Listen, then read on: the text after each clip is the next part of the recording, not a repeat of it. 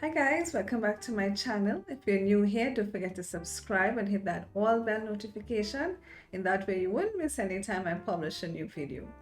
Also to mention, I started some new YouTube channels, so be sure to check them out in the description below. Alright, so what are we going to be doing today? Well, today we'll be making...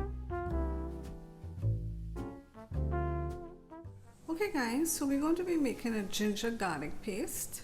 And this time I'm going to be using 1 cup of olive oil, 1 cup of water, 1 cup of ginger, 1 cup of garlic, and some seasoning peppers. You could put how many seasoning peppers you want to use.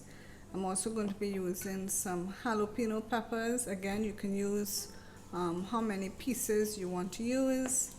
And as you can see here, I'm using a nice bunch of cilantro or coriander leaves. So let's get started.